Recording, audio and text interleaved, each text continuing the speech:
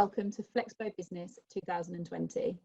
I'm Madeline Cole, the founder of the Flexpo event series, and I'm joined by Ursula Tavender, our head of content. Hi, Ursula. Hi.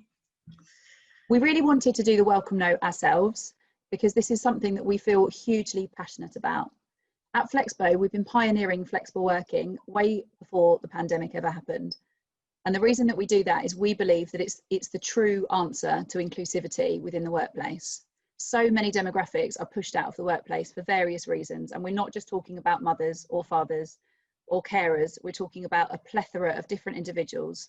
And we're also talking about flexible working as a need for fundamental well-being. But actually, gone are the days of 8 hours work, 8 hours rest, 8 hours play. We're over 100 years further on from that, and we're still working how we used to work, and this has got to change. So the global pandemic has forced organisations to consider forms of agile working, whether that's remote, whether that's changing hours around children being at home, or various childcare that we've cobbled together over the last 6 months. But actually, where do we go from here? What does the future look like? And how, as people leaders, can we make a real success of this and transform the workplace so it's inclusive for everybody and it really does work? We are at the start of another industrial revolution, and so to capitalise on all the opportunities that this horrendous time is giving us is the right way to go.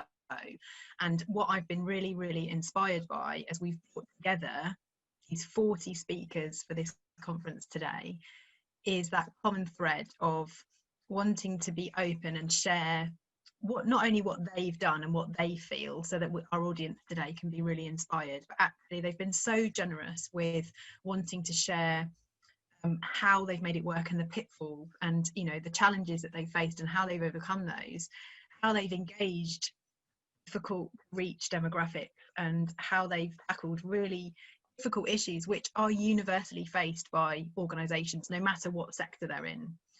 So I believe that today is going to be a really incredible opportunity, not just to be inspired, but also to leave with a really practical set of actions that you can implement in any business and relate the advice that you hear and the wisdom that you hear to what's relevant for your company. Absolutely. And that's just to reiterate what you're saying, that the aim of today is to empower people leaders with the tools and the case studies and the best practice that they need to make real change within your organisation. And we really hope that you find that from today. You'll see key themes running throughout the day during the sessions that we've covered, including things like C-suite role modelling, the use of team charters that Ursula's an expert on anyway. And we're hoping to share those ideas with you and share these trends and these topics of what organisations have found really do work in the migration to agile working. But we want you to be able to go back into your own organisations and make real change straight away. So we're really confident that by the end of today, you'll have those tips in your locker to go and make real change. We're also very aware that HR are the real heroes of this entire pandemic outside of the key workers, because fundamentally, without the work that we did to migrate our workforce outside of the office walls, the economy couldn't have kept going. So actually, there's been so much work done, and we talk a lot today about how HR now really have a seat at the table and what we do with that, because I don't think HR have ever been the blockers to flexible and agile working. I think that actually, as a community and an industry, we've really owned that. Where we've struggled is to get managers and potentially the C-suite on board with that.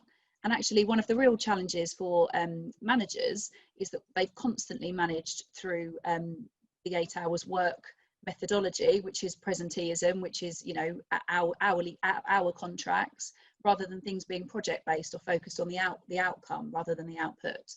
So we've run all of the content today with that in mind, to help you really go back into your workforce and be able to make real change, rather than just talking about why we need to do this. Actually equip your own teams and your own managers and your own people with the tools to succeed. So we hope you find that from today. I guess the final thing to say is a huge thank you to our sponsors and our partners and our speakers who've made this event possible and believed in what we're doing and helped us to change the world of work. We are so excited about the impact that this event is going to have. It's been a hard time, and we're all heartbroken by the catalyst of a pandemic, and that it's taken an event of this magnitude to propel this conversation and accelerate the pace of change. But I believe that now it's about looking the future. It's about capitalizing on the lessons that we've been gifted with so far and moving forward in a way which makes work better and really work for everyone. So huge thanks to our sponsors and partners for helping us to make that happen, and we hope you enjoy the day. Thank you very much. Thanks for joining us.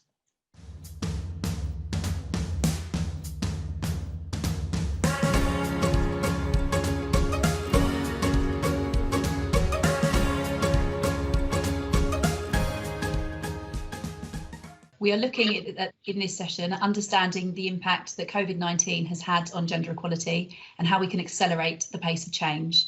Recent research has recently shown that UK women took on more household care and home education than men during lockdown, and they were also more likely to be furloughed if they had children. During this conversation, we have a team of expert panelists, and we'll be exploring the damage that's been done to date and what we can do to overturn that and actually to move forward in a progressive way. I'm delighted to be joined by, as I mentioned, a real expert session of panelists. So firstly, if I'd like to introduce Joeli of Pregnant Then Screwed. Hi, Joeli.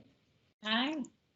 So Joeli is the founder of the charity and campaigning group Pregnant Then Screwed, which I'm sure you're all familiar with. She established in 2015, having had her own experience of pregnancy discrimination.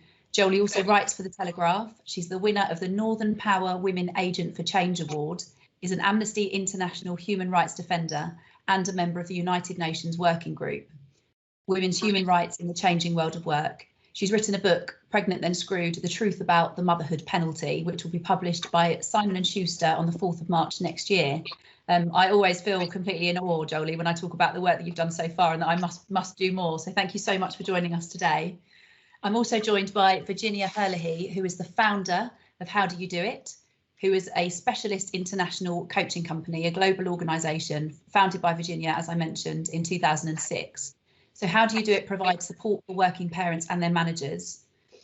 They work with individuals, managers and the wider organisation. They enable working mothers, fathers and all carers to successfully navigate dual roles at work and at home. I've had numerous conversations with Virginia about this, and she always makes me feel like I need to change what I'm doing and gives me loads of great ideas so I can vouch for the great coaching through the company.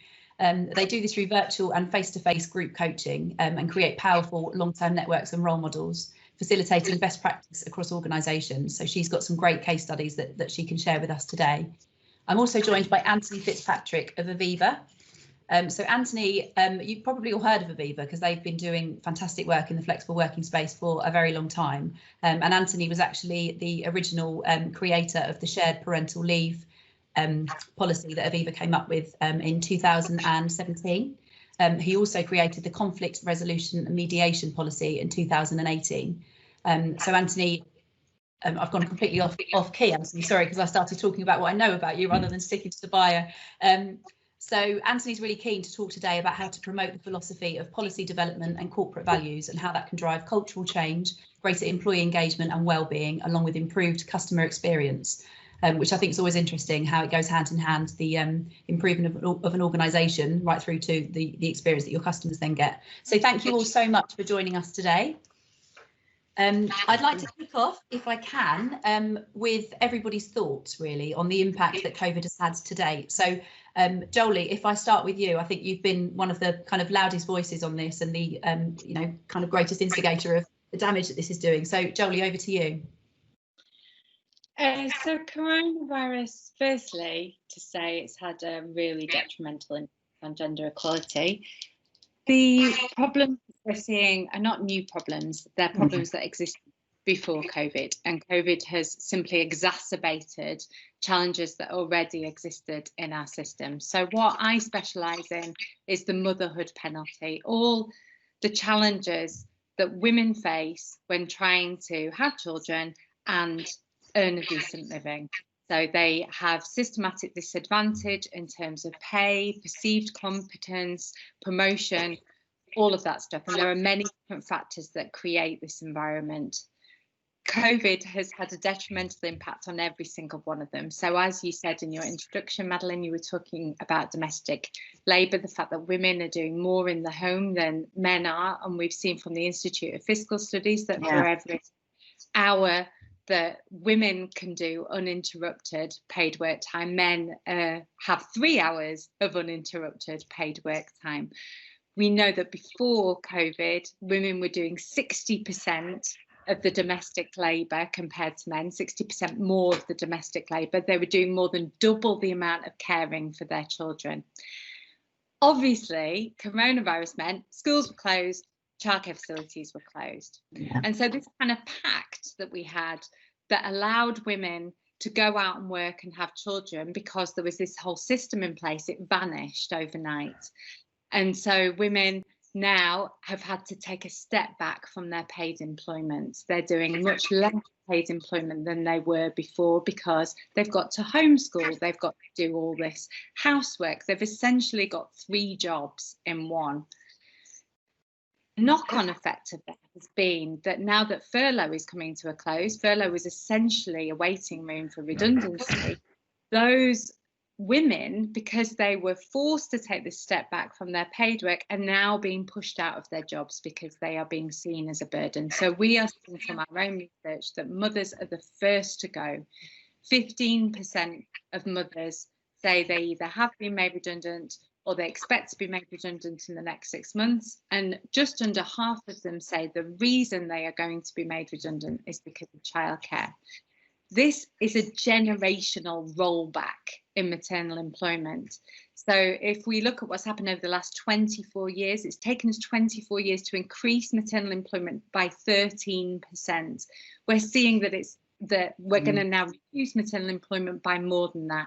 And once these women are out of the workforce, it's very difficult to get them back in, because mothers have very specific challenges compared to other types of workers. They need childcare in place, and we have the second most expensive childcare system in the world in the UK, and they need part-time and flexible working, and we know that only 14% of jobs are advertised as flexible. So getting them back in once they're out is very, very difficult.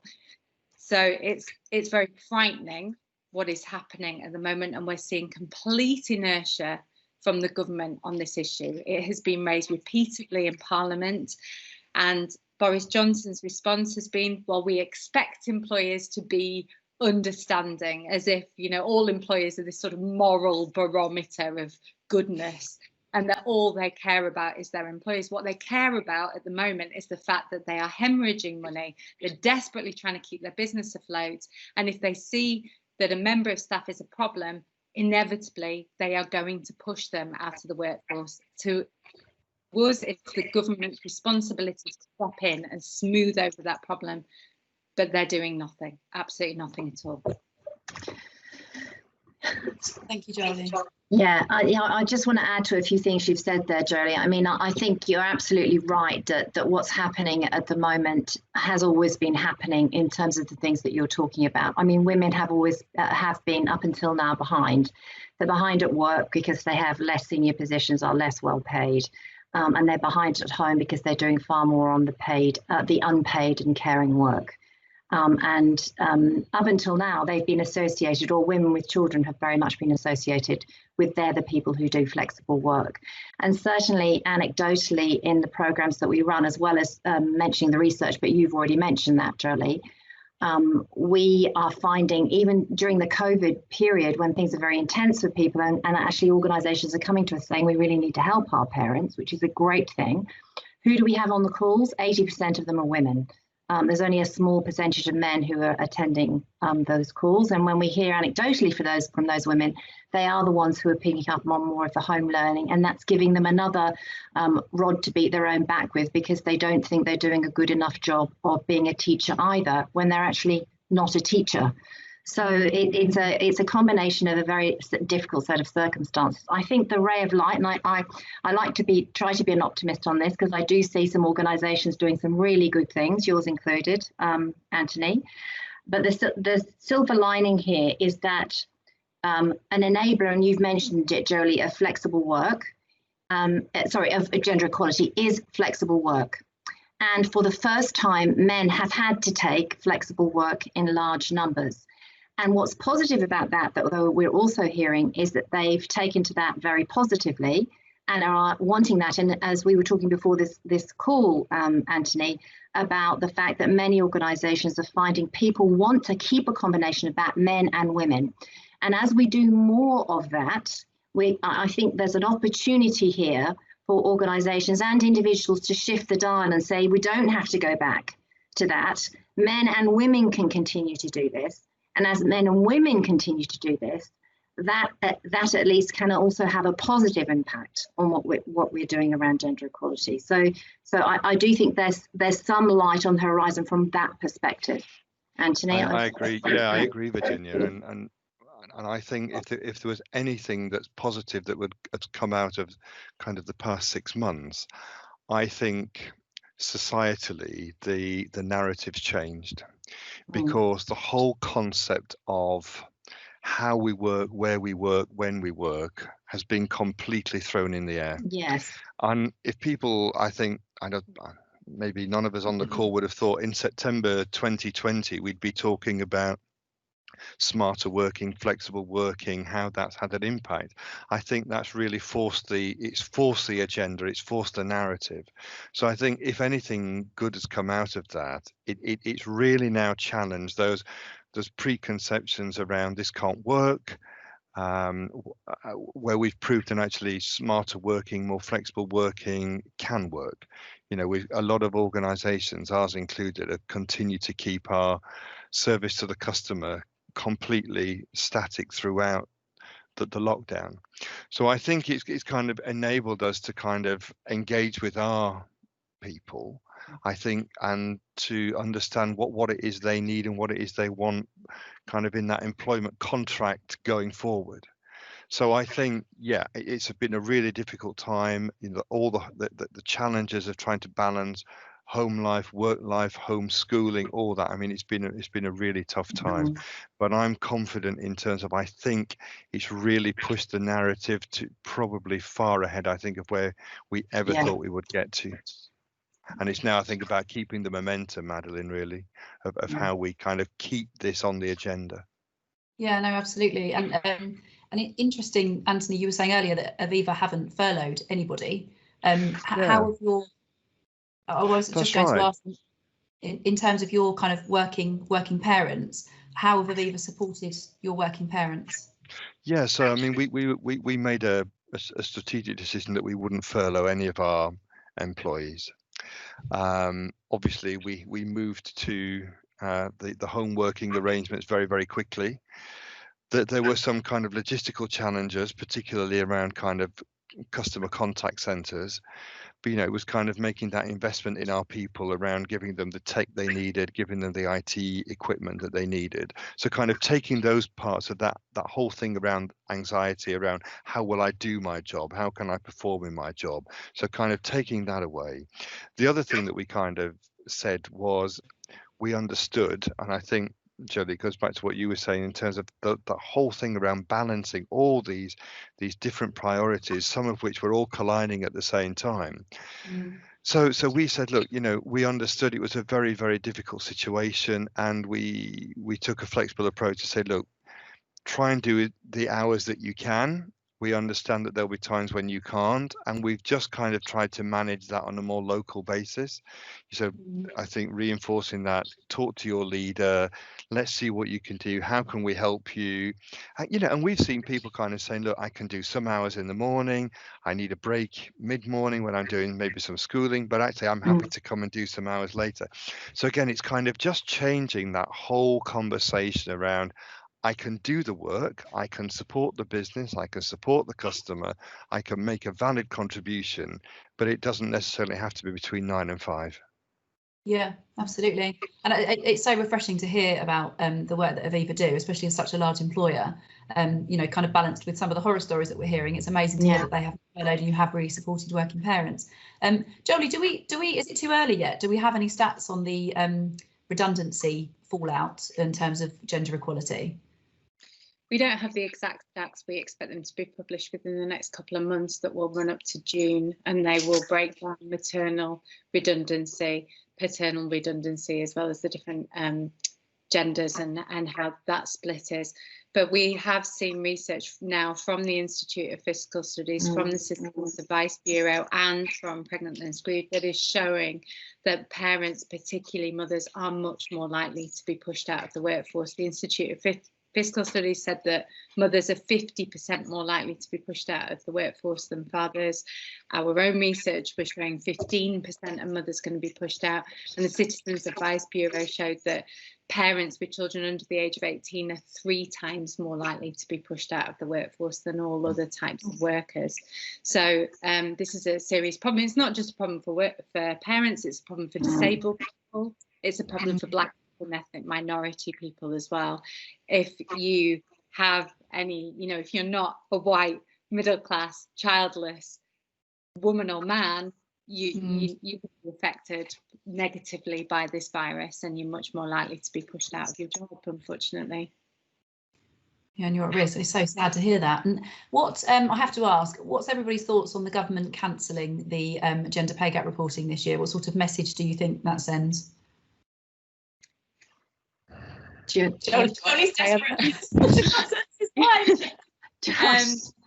I mean, it's just the worst time to be cancelling gender pay gap reporting, because this is the time when we need to be monitoring exactly what's going on so that we can create policy around this problem.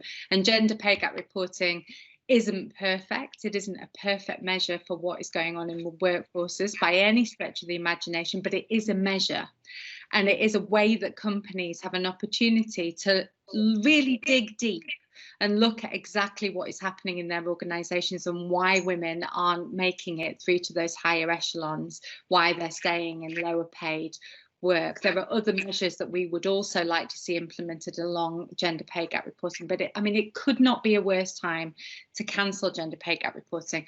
What I do find frustrating about gender pay gap reporting is that for the companies that have a large gender pay gap is over 18%, because it's 17.4% is the average gender pay gap in the UK.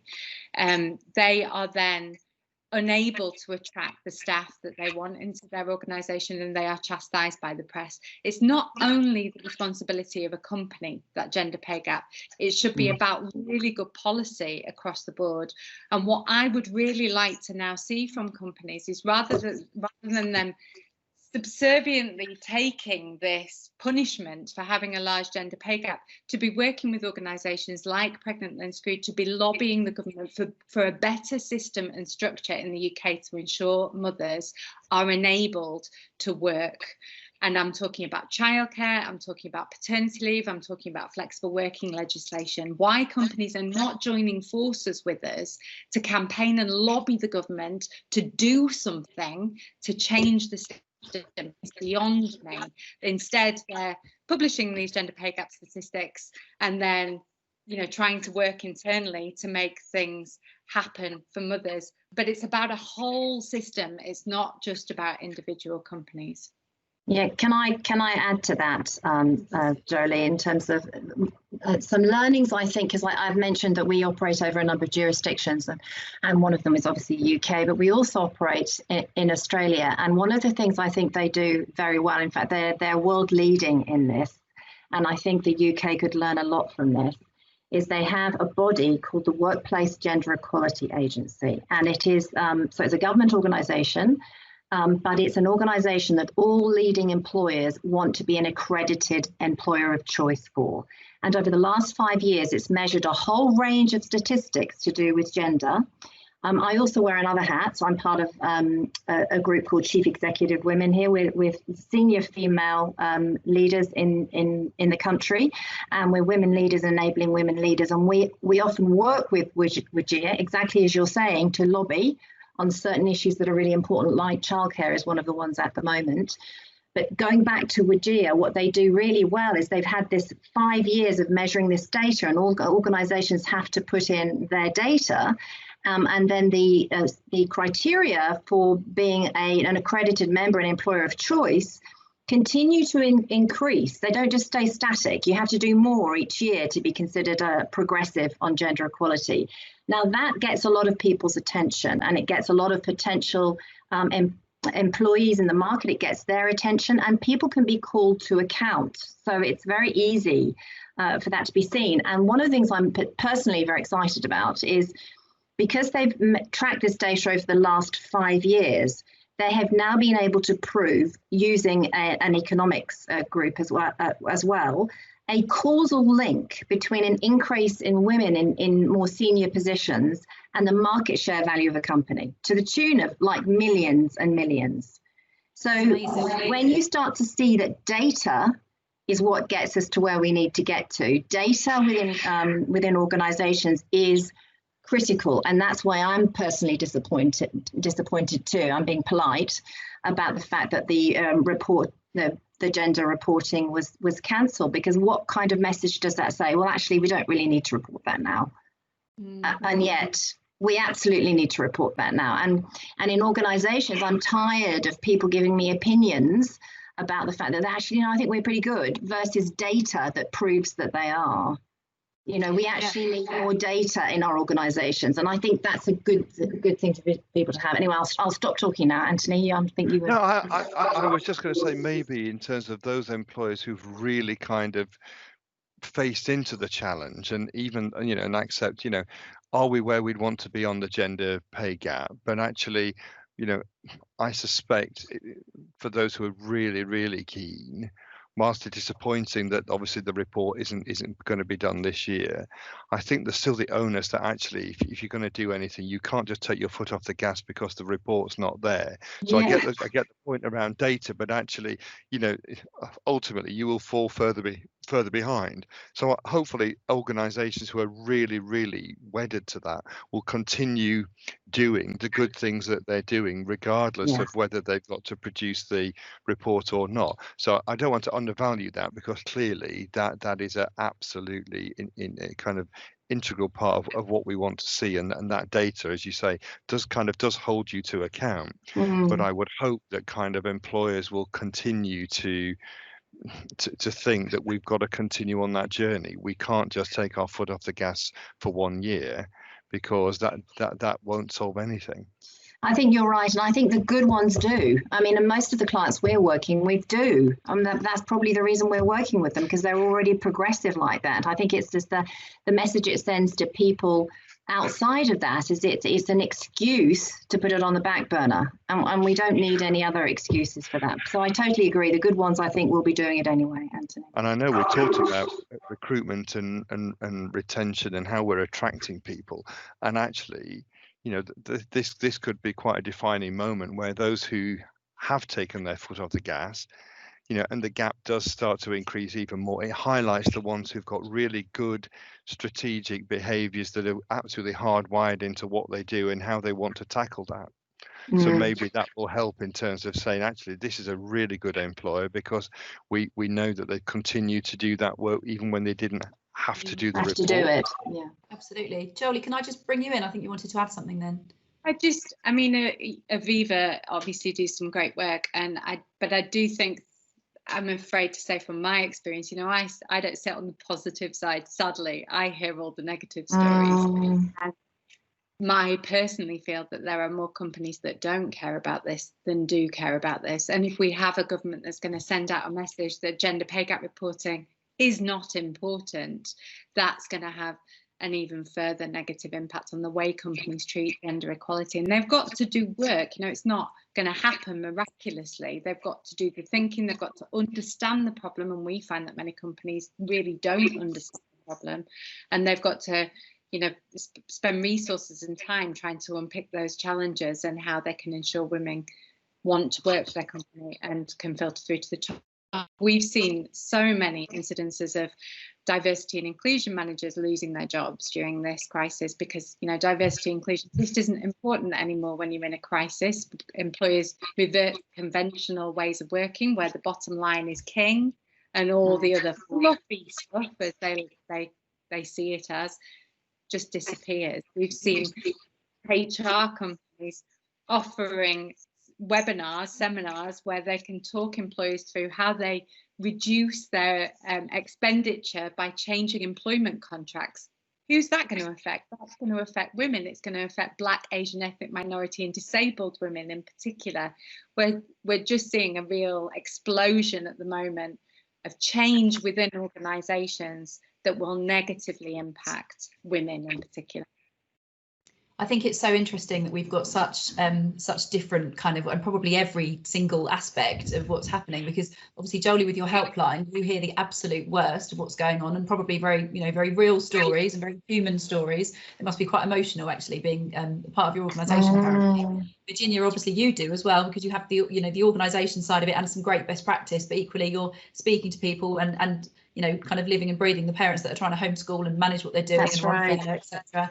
And Anthony, you've done such amazing work with Aviva that actually you're one of the few organisations that can put their hand on the heart and say, this isn't going to have an impact on our equality and gender, because we've supported our people and we've done some great practice. So I'd really like to move us all on a bit to talk about, it's interesting as well, actually, that we're talking about how much responsibility organisations should have and how much onus should be on the government. And I think we've all agreed that organisations need to care about this, but we need more support from the government. What I'd really like to do is move us forward, and I think you can all contribute to this, to talk about what organisations can be doing, not just in terms of COVID now, but also, Anthony, we touched earlier on about future proofing. So what can we do to improve the damage that's been done in the organisations that have suffered damage in terms of gender and the women really that have suffered, but also how do we future proof and how do we not let this happen again? Yeah, and I think for me, that's where you kind of take your corporate values and your corporate philosophy, and in terms of then how can your employees see that you're living those values that are so important to you as an organization. And I think, as we said earlier, if we thought in September 2020 we'd be really starting to think about how we work in a different way, I don't think any of us probably around the table thought we would be at this juncture where we are today. So, we're kind of in this transitionary phase at the moment in terms of still in kind of the kind of COVID scenario. What are the learns we've taken from that? We know what the challenges have been. Where have been the positives, and how can that help direct the conversation now to how do we future-proof the organisation to work in different ways? Because I think there's I think when I can honestly say, having spoken to our representative bodies, our trade unions, having done numerous surveys throughout the whole lockdown period with our employees, and you see what's happening societally, there has been a real sense of the narrative moving on, that people are saying, how do we want to use our office space? How do we want to engage and collaborate with our colleagues? How do we want to support what's right for the business, what's right for the customer? How can that help me? So I think what I'm seeing is it's kind of really helping to formulate our ideas now about not just flexibility. I think it's that whole thing about smarter working. So for me, smart working is about how we work, where we work, when we work. And I think one of the positives, as I said, is really kind of now taking that and implementing a model that will work for the future. And that really should start to tackle some of those gender issues, I hope. Yeah. And adding to that, I think that one of the things that I've really noticed positive, what organisations are doing really positively, is they are getting input from their people, probably in a way, more of a way than they have before. You mentioned the surveys that you're doing, Anthony. I think that's very common across our clients. There's a lot more surveying of people going on, a lot more reaching out to them, not just for how they're feeling, but also what they think some of the solutions are. So I think sometimes the leadership think they're the ones who have to solve all the issues. But actually, they don't. People have got some very good ideas. They just need an opportunity to be heard. And they need there to be a recognition that there isn't just one version of success. There are many different versions of success. And that's why flexibility is an enabler of people working in different ways versus all the same way. So, Anthony, at the moment, you're in the office. Yeah. I'm at home. So people can work in different ways, and that needs to be okay. So I think that's that flexibility that you're talking about. I think the narrative has absolutely shifted. So, but it's now what we do with that narrative, and our people and engaging with people is a key. for that, because we'll get many more versions of success out of this than we have currently. Yeah. Absolutely. Joeli, do you have kind of thoughts about how organisations could improve? Well, I'm sure you do, but no, I didn't mean that. Sorry, I didn't mean that in a rude way. I mean, I'm sure you must have so many ideas about what we could be doing better. I mean, to start with what Virginia talked about earlier, that there is so much evidence that if you have more women in your senior levels within an organisation, that you're more profitable, your business is more profitable. You retain women in the workforce, your business is more profitable and more productive. That is a fact. There is so much research about that. So it is in companies' best interests to create an environment that really supports and nurtures women, that allows them to have children and be great at their jobs. And there are many different factors that ensure that that is possible. Obviously, flexible work is one, and we've talked quite a lot about that. We want to have companies where they ensure fathers can take time out to care for their children as well as mothers, so that there's equality. We want to ensure that when mothers return to the workforce, that they are really looked after and taken care of, and that they're given a chance to settle back in, rather than either forcing them to hit the ground running or demoting them or sidelining them when they return, which is what we see really very often. Again, what Virginia touched on, and Anthony, about really engaging your workforce in what needs to change, we see really positive impacts from that. A bottom-up structure whereby you create women's groups, you give them a budget, you give them time and opportunity to have conversations about what needs to change, and you give them a direct line to the CEO so that they can say, this is what we need in order to stay in these jobs, and these are the problems that we're facing as we progress through the organisation. Those are all really fantastic tactics, but the one thing, again, going back to data, that we would really like to see companies doing is to track maternal retention rates. So let's look at who you bring into your organisation when they have children. Do they return to their job? If they don't return to their job, what's their reason for not returning? And do you continue to promote them? Do they continue through the organisation? Gather that data, assess it, analyse it, and start to understand where the problems are when they're hitting that glass ceiling, and how you can make a difference. And that will really change the demographic of your organisation. That's a really interesting point. And also I think it's specifically maternity, because of the government schemes around maternity and paternity leave. Anthony, I'd like to ask you about this point that Joeli's just made about tracking, because you have this absolute flagship shared parental leave scheme, which it'd probably be helpful to explain more about, but it'd be really interesting to understand how that then impacts your men and women your mothers and fathers retentions rates post. So yeah, so I suppose what we did is in 2017 is we wanted to, and we introduced a parental leave policy which we called equal parental leave, and we really wanted to kind of de-gender parental leave, because I think we'd always recognised that actually, you know, there's a bias that women were always seen as the ones that took the longest period of leave. The men historically took a much shorter one. They took it maybe at a different time. So there was always a kind of perceived notion that men were more flexible, women were more higher risk in terms of taking longer periods of leave, and the leave that they took was kind of quite defined in the period when they took it. So actually what we said is we took gender out of that, which hopefully started to de-risk the situation, to kind of say, actually, it's irrelevant what your gender is. This is all about actually taking the leave. So there was the well-being piece around, actually, it's just good for you and the family to have that time when you've got a newborn child. And that's just the right thing to do. But I think, again, what we wanted to really try and do is just take that whole thing around gender. Now, I think what we have seen, and Joeli, you made some interesting observations there around tracking and retention. I mean, what we've seen is fantastic levels of retention around people taking that leave. And you know, if you look at the amount of leave, we've got a lot of men. It's 50-50 now who've taken leave since we introduced the policy. So I think what that shows is men do want to be involved. I think if you give them the tools, they will do that. So I think that that's great in breaking down some of those gender stereotypes. But it also then starts to prove that it's not just women that want and do take those longer periods of leave.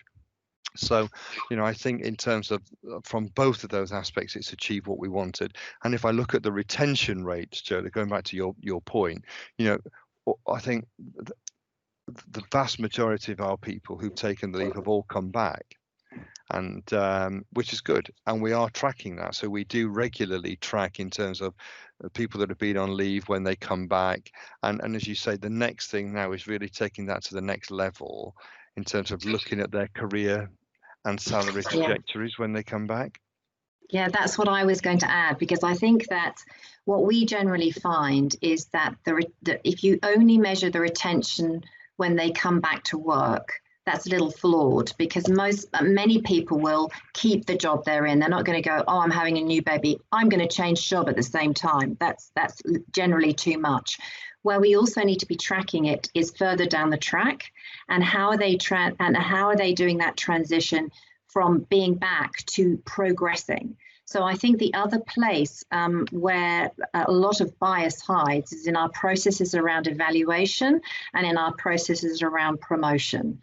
And so there's work to do there. And I heard it very neatly put at a conference before, where people talked about the fact we need to take the bias out of the system, because that's easier to take the bias out of the system than it is to take the bias out of the person.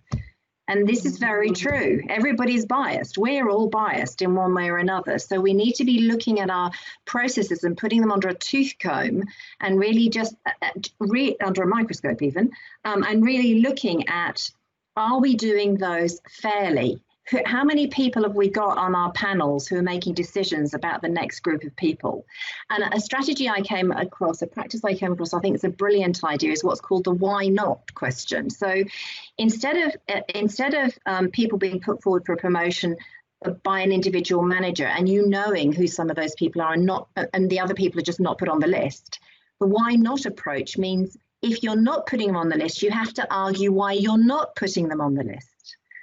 So you actually have to make a case for that. Otherwise, a lot of this this bias can become invisible. I just didn't think they were up to it. They weren't confident enough, and those kinds of descriptors, which sometimes can be used negatively against women that are not confident enough.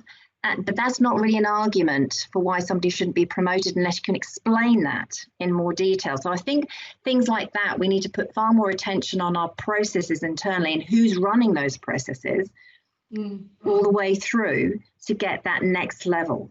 So I agree with you. Yeah.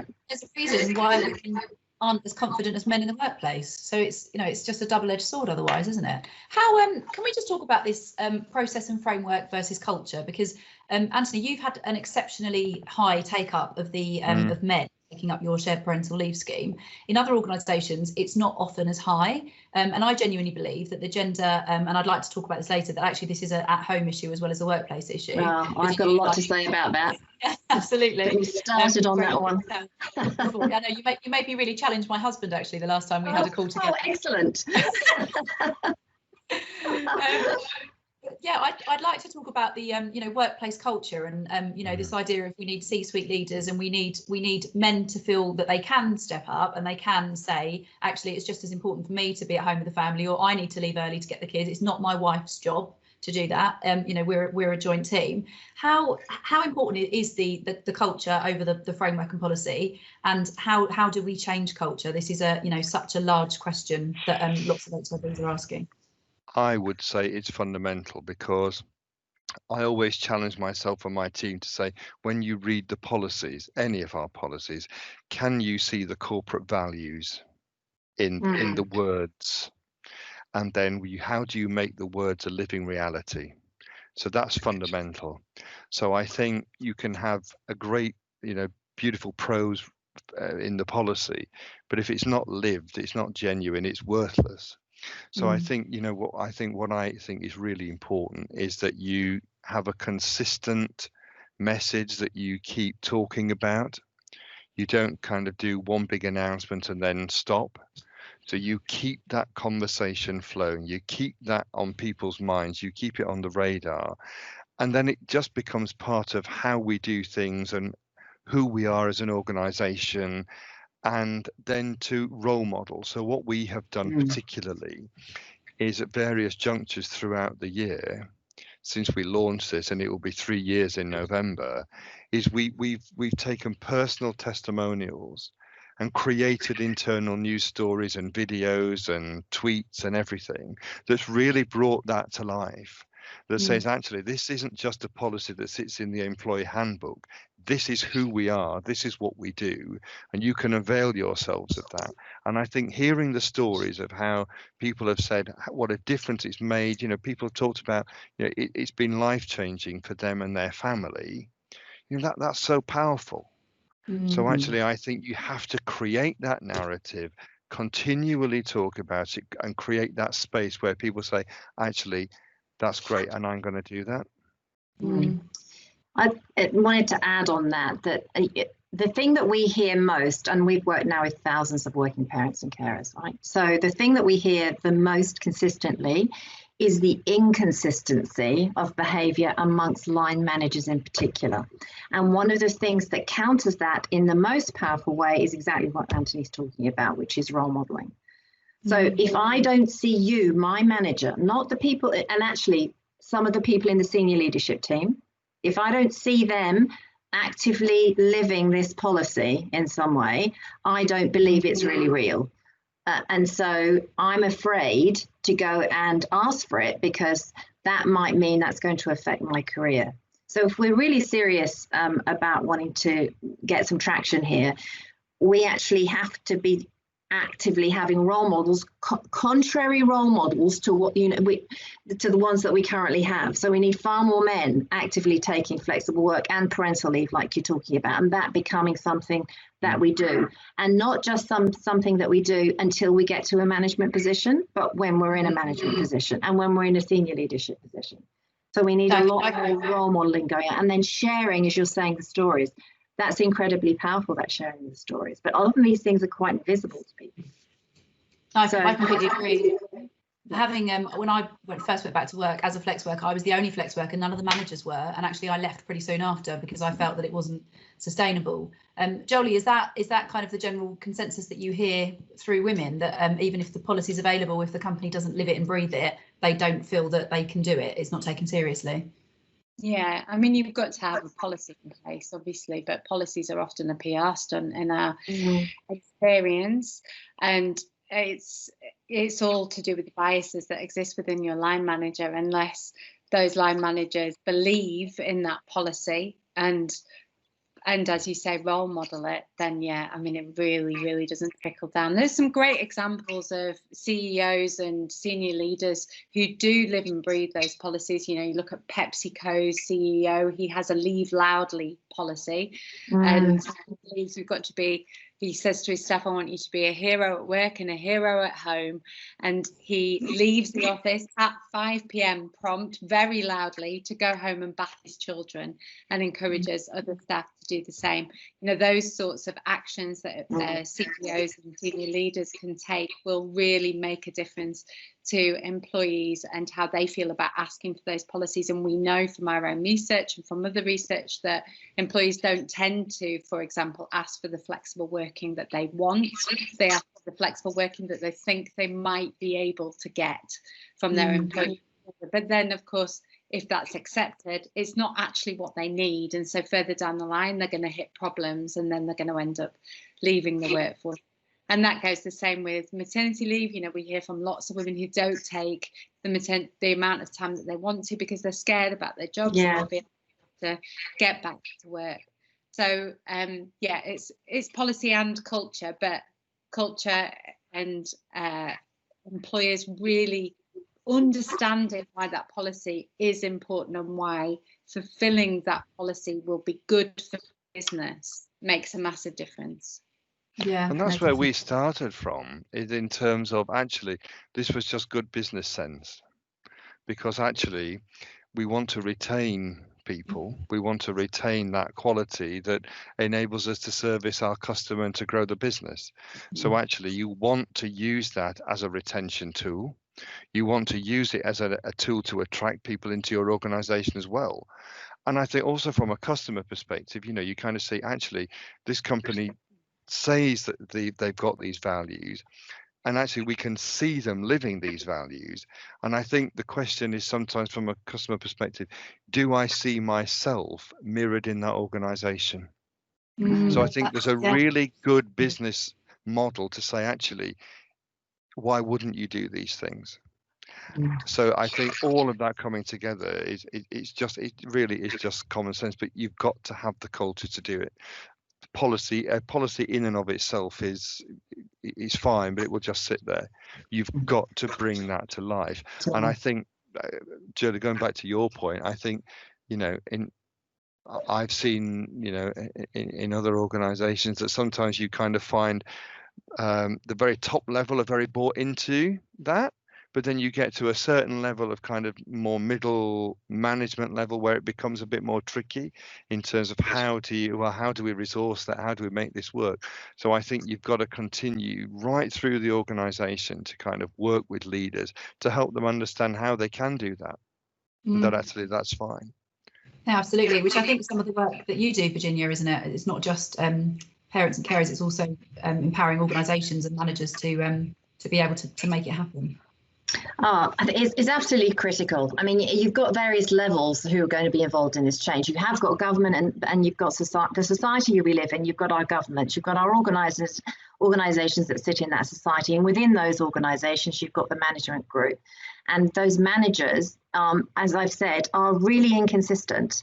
And sometimes that's because they actually don't see this yet quite as their role. It's still kind of HR's job.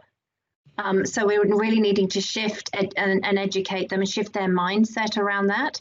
And sometimes it's because they actually are a bit nervous about having conversations about this because they're worried that they're going to get into trouble. So what's the safest way to go? The safest way to go is not to have the conversation. So they avoid having conversations that they need to be having. And then that creates more of an issue because as the individual, if an individual is feeling vulnerable already, because say they're about to go on parental leave, and their manager hasn't come to have the conversation with them about it, and they aren't going back the other way, then all sorts of assumptions can be made at that point. So the skilling up to support managers who actually have got quite a tough job on their hands right now, because they're trying to look after how you manage a remote team and manage these kinds of transitions and do more to connect in with people because they're struggling in terms of their own mental well-being probably, and they're all stretched by that. They've got a lot to do, and so I think sometimes they don't get enough support on the how here. How do I have that kind of conversation? And how they might even be worried about sometimes having to say no to something. How do they say no? Yeah, yeah. Joeli, yes, please go ahead. Just on what Virginia said, which is interesting, we come across this a lot. And coming back to the women that may be watching this, the mothers that may be watching this, this does happen very commonly. Employers, managers struggle, they panic. Somebody says they're pregnant, they think, lawsuit, or they think, pregnant woman, I don't know how to deal with this. God, we're talking about like breasts and babies growing. I don't understand. So they back away and stop, and the communication breaks down, and the woman thinks, oh right, I'm being pushed out, they don't want to talk to me anymore, they don't want to promote me anymore, they don't want to include me in these conversations, and it deteriorates, the communication deteriorates, the relationship deteriorates. So what we say to women is try, if you feel able to say to your manager, can we have a chat, and sit down and say, this is how I feel like these are my concerns, these are my worries, and I feel like you're not interested and you don't want to support me. And often that conversation will just break the glass wall that's built up between the two of you, and will really ease the conversations in the future. And it will, know the law and you know your rights, and you make that very clear in that conversation, again, employers go, oh okay, right, and they start to back off, and you can really smooth over any challenges that have occurred. So try and take that mantle if you can. Yeah, one of the most powerful things that we've done is when we're doing our parental transition coaching, in one of the sessions we sit down with the person who's returning and their manager, because sometimes they're both a little nervous about having that conversation, and they need help. They need a facilitator whose role is to bring them together and make sure both positions are heard. And they're just so helpful, because and then you sort of set off something that then people can continue after that point, because they've had that first breakthrough and they've had a bit more help just to get that started. So it's very, very good to do that. And that, I think, Madeline, is one of the reasons as well, kind of in a broader context, why we introduced the conflict resolution and mediation policy, because actually, you can triage situations quite quickly. And actually, if you go into a formal grievance procedure, you're already at quite a polemic situation. Yeah. I'm here, my leader's there. I've got to get then someone in who's going to hear the case and is going to make a judgment call on who was right and who was wrong. So actually, if you kind of break that down into, this is about having an adult to adult conversation, that you can create a safe space where people can say, this is how I'm feeling and why. I can understand why that person's feeling the way they are. They can understand why I'm making those judgment calls. So actually, if you can create that safe space through a kind of triage of understanding firstly what the issue is, then a kind of more facilitated led conversation, which may lead into maybe a more formal mediation. But my experience here at Aviva is that the vast majority of our cases now are all being settled in that facilitated conversation. Right. So it's just about creating that safe space. I think, as you were saying, in terms of, if you can do that, create that space for people to feel comfortable to have those conversations. And it may be that we aren't always going to agree, but we understand on the points that we disagree and what are the points that we do agree on, and how can you work around that. That's invaluable to the kind of whole philosophy of the employment contract, the psychological contract with the employee and the employer. I think that's the question. How often does that then resolve it without it having to go any further? Because that's the dream, isn't it? No employee or employer wants to take something to court if it can possibly be avoided. I think that's really interesting. So you're not going to be surprised, Maddy. I have to jump in and say that this here, because we also need that in our homes, Anthony. We actually need to be having better conversations about things like gender equality in our own homes. And just like we avoid those conversations at work, and we do have really good visibility of this because we're working with parents a lot and carers, and they are not happy with how it's happening, but they are not doing what they need to do to have those conversations in their own households. And that is meaning that they can't possibly get to gender parity at work because they have not got anywhere near gender parity in their own home. And part of that absolutely is societal and all the expectations it puts on people and all the judgments people have. And they're very free with their comments around what kind of mother you are or what kind of father you are, how you're supposed to be. But it also does come down to you taking some personal responsibility and having a look at what's going on in your own household and saying, is this okay with me? And what we're very clear about here is there's no judgment from us here on what you do. What you do is up to you, as long as you're comfortable with it. But if you're not comfortable with it and you're sitting with that, you're colluding with the issue here. And our experience is this, the default position, unless previously negotiated, is that all roads on caring and household work lead to mums. This is what they tell us. And they're not necessarily happy with that. But at the same time, they're also kind of thinking it's their job. And how do we get that sense? Because of their language. So they'll often say things like, my partner's very good. My partner's very good. He's very helpful. He's a great support. And if you unpack that language, and I know we've had this conversation before, Maddy, but if you unpack that language, where they get to is they've somehow taken that on, that it is their job to do that. And it's almost it is a subconscious belief.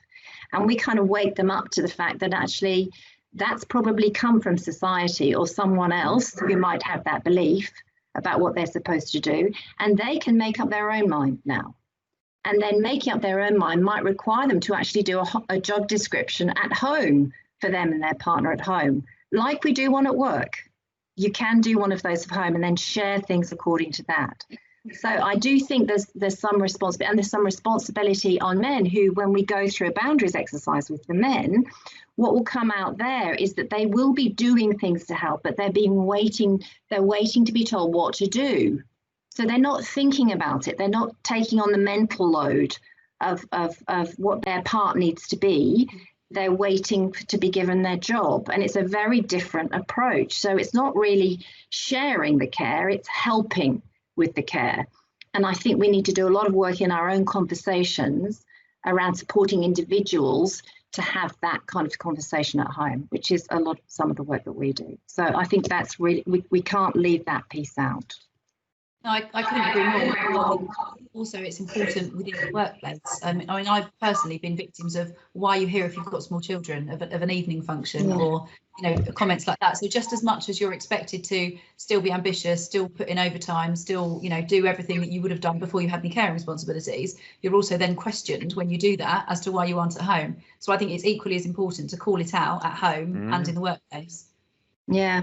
And men, we find that men get really disadvantaged here because they still have got a really strong feeling they need to provide, and they feel the pressure of that. And if they're not doing that, they feel, or they're told, they're a bit soft. I mean, this is just so unhelpful. I agree with you, and I think this is what we've seen through the equal parental leave, actually, is that if you start to remove some of those boundaries and challenge some of those societal kind of biases, men really do want to be involved. Yes, they do. So I think if you open that way and clear off some of that old baggage and what have you, they do want to be involved. But I think it's in terms of how will I look maybe with my manager, how will I look with my friends outside of work, how do I look to my colleagues? Is it the right thing to do for a guy to be taking the lead? So actually, if you kind of say it is, and you clear some of that, you challenge those stereotypes, that goes back to culture. It goes back to culture.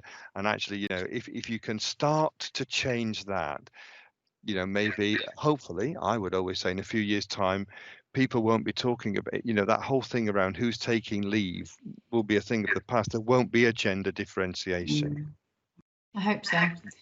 We're running out of time. So just before we finish, is there anything anybody would like to add? We've covered an awful lot of ground. Just to say, men are much less likely to have a flexible working request accepted than women because of these cultural issues that men are seeing. Why on earth would you want to care for your offspring? That's surely exactly, Joeli, and that creates massive problems. But actually, I mean, I've just written a book about all of this, so I have loads of stats at my fingertips. So I'll probably leave you with a couple of quite interesting stats. Firstly, if men spend 24 hours with a child in their first year of life without the mother around, a couple are 40% more likely to stay together. 40 more likely to stay together. There was some incredible research done by a university which showed that if women return to work quite quickly after having a baby, they're seen as not caring and really cold and emotionless. If they take their full maternity leave, they're seen as not competent and not committed to their work. And we know that a third of employers avoid hiring women of childbearing age, a third. And obviously that's completely invisible discrimination. So women are going to these interviews not realising that the fact that they've got a wedding ring on their finger is preventing them from getting that job.